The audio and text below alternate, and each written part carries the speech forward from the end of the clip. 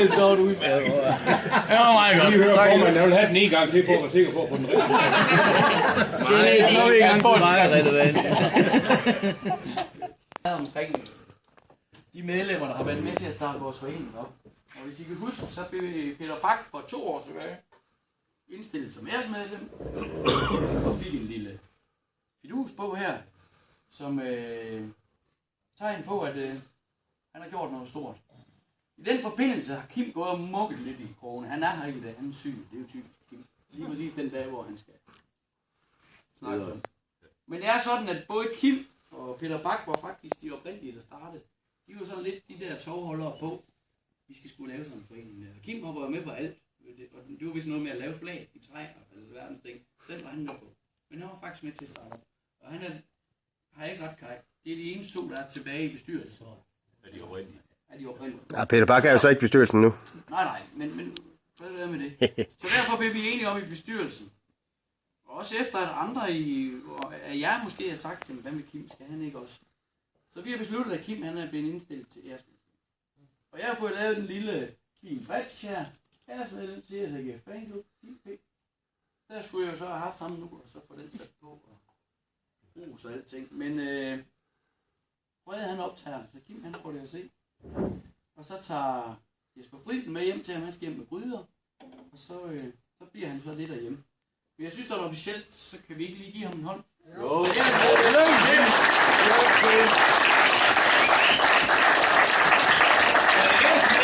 er jo frit kontingent, det vil sige, at han skal bare møde op. Og lægge have til. Ja, og lægge have til. Det er nemt. Så det synes jeg, det er rigtig godt. Og vi har snakket lidt om det der æresmedlem. Det må ikke blive sådan udvandet noget. Så det er de 2, der bliver æresmedlem i foreningen. Skulle der være en, der har været rigtig god i mange år som formand, så kan det jo godt være.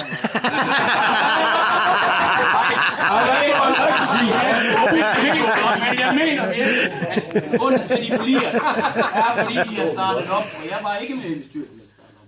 Jeg fulgte jo bare med som en ung mand en gang. Skal vi lige sige skål til Kim? Jo!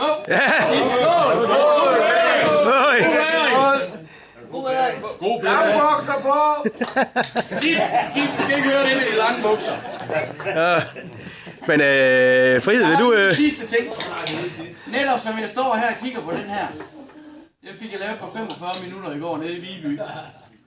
Da jeg kom ind til ham, manden, og jeg sagde til ham, kan du lave et skilt? Det kunne han godt, men det tog der en 3-4 dage.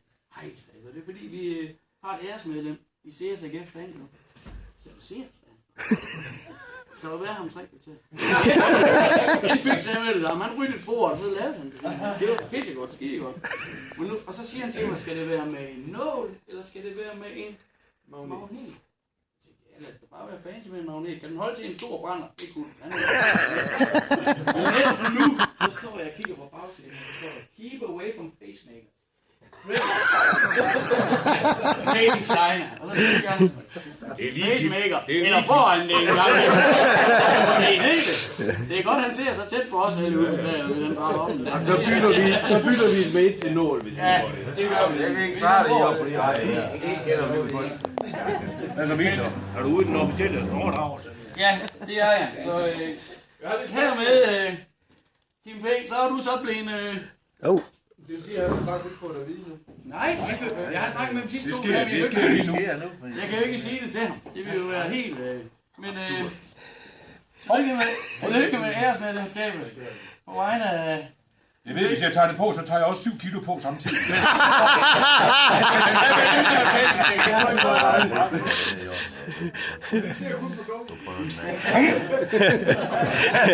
Skal vi lige give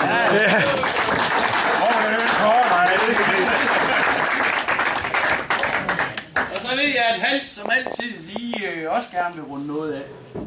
Så ham giver jeg lige. Den får du lige med, den her, Pedersen. Nu skal jeg lige ligesom op til det her, så drikke en skål, fordi jeg skal lige gå lidt fra selskabet også. Du kan lige røre i gryden, når nu du er derude. Nå, okay. Sådan.